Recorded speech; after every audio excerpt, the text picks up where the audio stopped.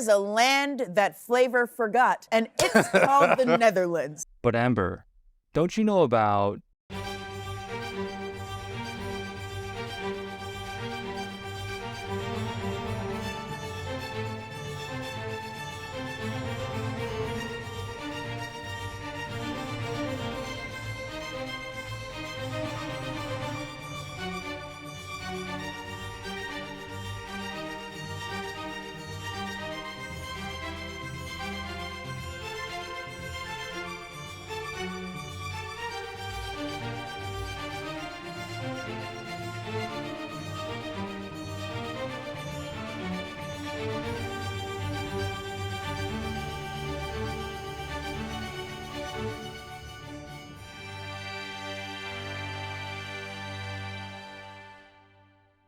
So I have a few friends visiting for the week. They're foodies, so I asked them.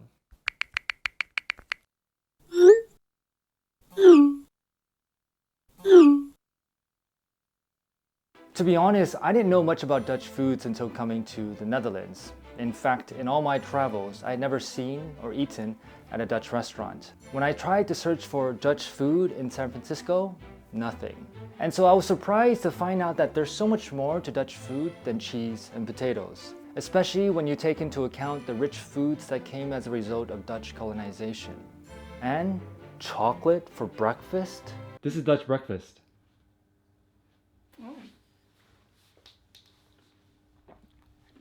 It looks very sad. So this is Hagelslag. This is a traditional Dutch breakfast. It's sprinkles and bread. Simple, but delightful. This is it. This is it? Try it. Yeah, it's simple, but it's good.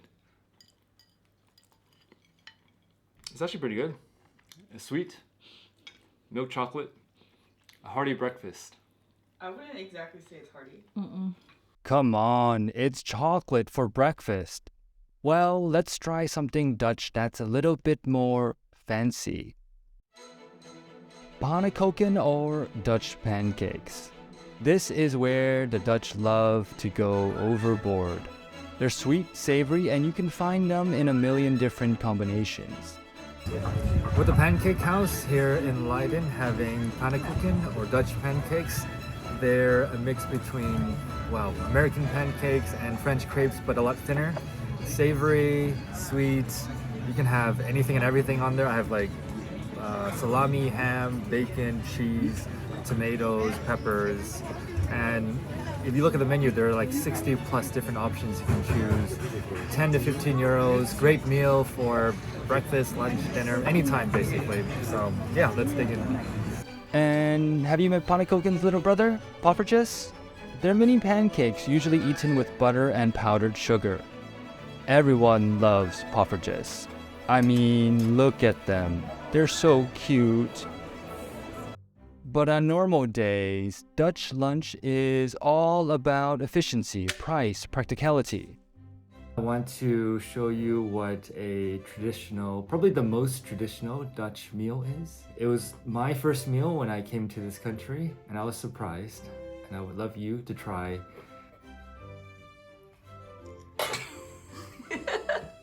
This is simple, but can be really good and efficient. Would you like to try? Not really. Okay. I mean, it's still shocking, but I do get it. It's part of the culture, it's efficient, you save a lot of time. This takes me 10-20 seconds to make. And you can find bread and cheese anywhere and everywhere. You can take this sandwich on the go, walk and eat, kill two birds, one stone. You can work and eat at the same time. But yeah, still different and shocking. I do remember my first time with the Dutch cheese sandwich. It was orientation day of my master's program. We were told we would get free lunch, free sandwiches. And when I got my sandwich, I took a look inside and I see a slice of cheese.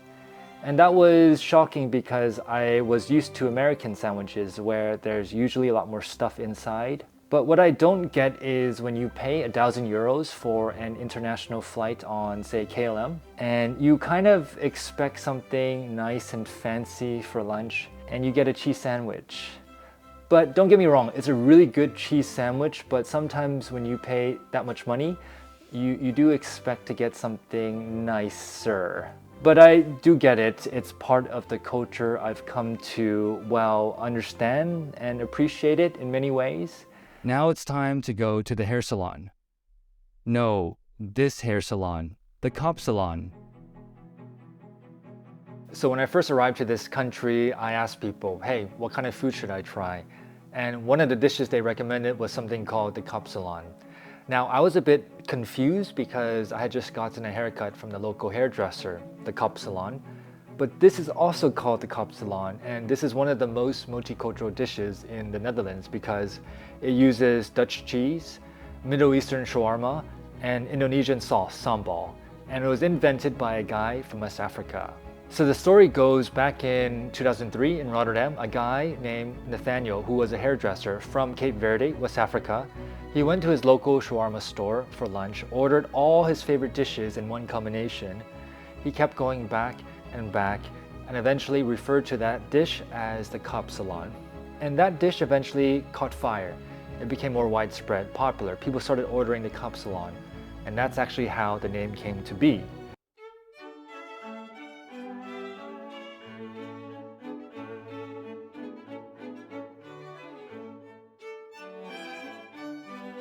Stamppot.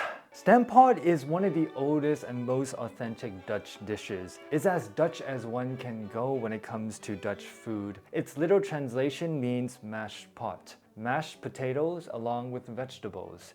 It's typically eaten in koude munt along with meat, and there's also different variations as well. Today I have my endive with meatballs, I got my sauerkraut with sausages, and I got my hutspot, onions, carrots, and potatoes along with sausage. So let's dig in before it gets cold.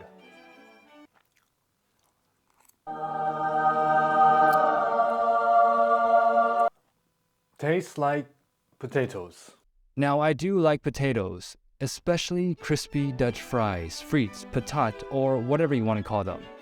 They're good and that's all that matters. But I'm getting a sweet tooth. Dutch apple pie. This is my favorite Dutch dessert. And while America is well known for its pies, did you know that it was the Europeans that first brought over apples to the US? So the Dutch, they've been eating this pie for many centuries. This apple pie is quite thick. It has apple, cinnamon, and raisin. And you can't go wrong eating this apple pie. Well, except on a warm day, the whipped cream will melt quite fast, so you better eat it quick. So we can't talk about Dutch food without mentioning Dutch snacks. And one of the best places for Dutch snacks, FEBO or FEBO. So FEBO is kind of like the McDonald's of the Netherlands. It's a fast food chain. Well, it's one big vending machine. Let's check it out.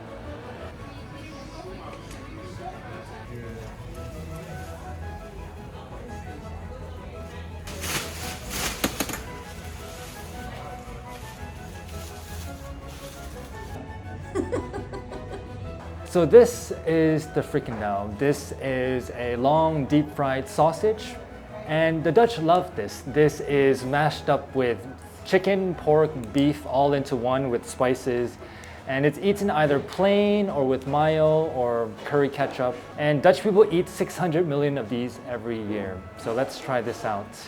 I'll try this with mayo.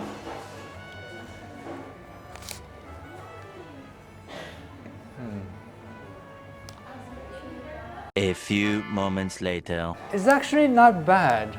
So this is the croquette, the beef croquette. This is basically beef ragu with breadcrumbs deep fried. Dutch people eat 25 of these every year. Hey, that's pretty good. It's crunchy. Yeah, it tastes like a bitterballen. This is the cassoufflé, deep fried breaded cheese. The Dutch love their cheese, and if you've never tried deep fried breaded cheese, well, you're in for a treat. It's especially good with chili sauce, sweet chili sauce. This would taste a lot better with mayo. I have no other sauce, that's why. No, it's better without the mayo. Please don't kill me, Dutch people. I do like mayo, just not with cheese. But I'll tell you what I do like. The oh so classy deep fried meatballs. Bitterballen. One of the most popular Dutch snacks, by far my favorite. They can be found in cafes, restaurants, parties, in your local supermarket. 10 minutes in the oven and they're good to go.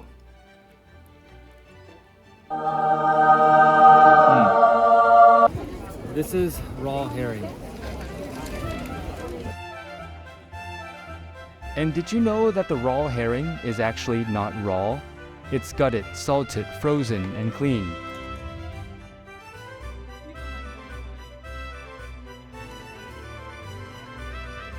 And it definitely is an acquired taste. Now I personally prefer fried, so let's get back to the fried Dutch food. Deep fried fish, the Kibbeling.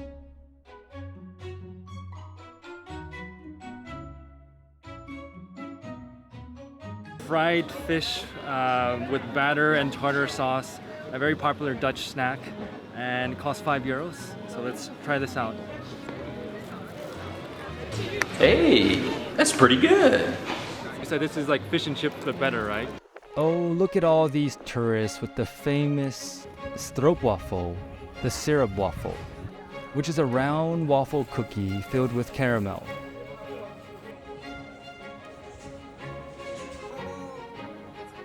I feel like such a big tourist eating this big stroopwafel in a park.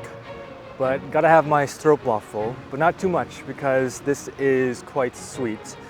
But if there is one Dutch snack that people know about around the world, it's probably going to be the stroopwafel because a lot of tourists will buy these as souvenirs and gifts for family, friends, colleagues. And the Dutch export a lot of these internationally as well.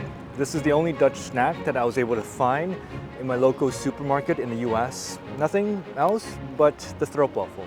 Did you know that a big part of Dutch cuisine is Indonesian food? Well, Indonesia used to be a Dutch colony, and the Rijsttafel, or rice table, an elaborate set of small Indonesian dishes, is actually a Dutch invention. In colonial times, the Dutch wanted to impress their visitors, so they assembled food dishes from all over Indonesia. The Rijsttafel was brought back to the Netherlands, and today it's become one of the most popular meals for locals and tourists in the country.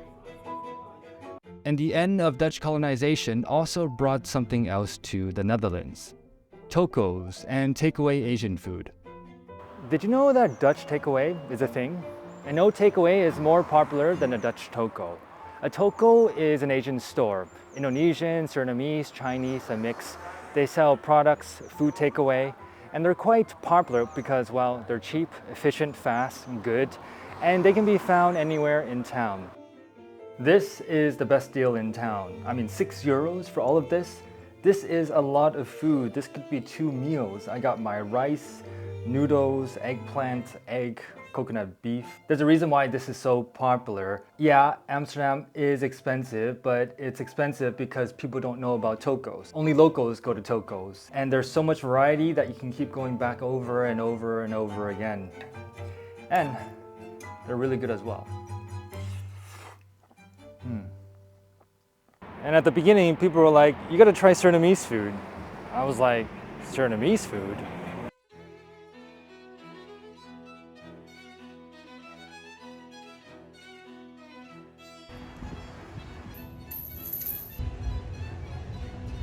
I love Surinamese food because it's so diverse. You're never gonna get bored. I mean, you could be having Surinamese Indian, Surinamese Chinese, Surinamese African, Surinamese Indonesian, a mix. And when people now come to visit and they ask me, hey, where should we go eat? I'm like, let's get Surinamese food.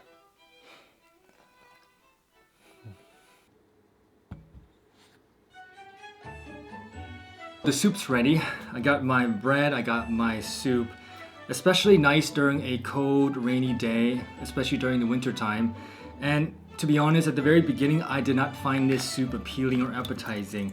If you look at it, it's green, it's mushy, it's got all this stuff mashed into one. But actually, when you take a bite in, it's actually pretty good. It's really hearty, it's healthy, and I've come to really enjoy this pea soup, Erwtensoep. Okay, I really need to stop eating, especially deep fried foods. But what did we learn about Dutch food? That Dutch food is more than just cheese and potatoes. And did I convince my friends to continue seeking Dutch food? Not quite. However, they were surprised to learn about the variety of Dutch food. But there's so much more. And if there's one thing I've learned about the Dutch, is that they are innovative. And maybe one day, we'll see a lot more Dutch restaurants around the world. Maybe.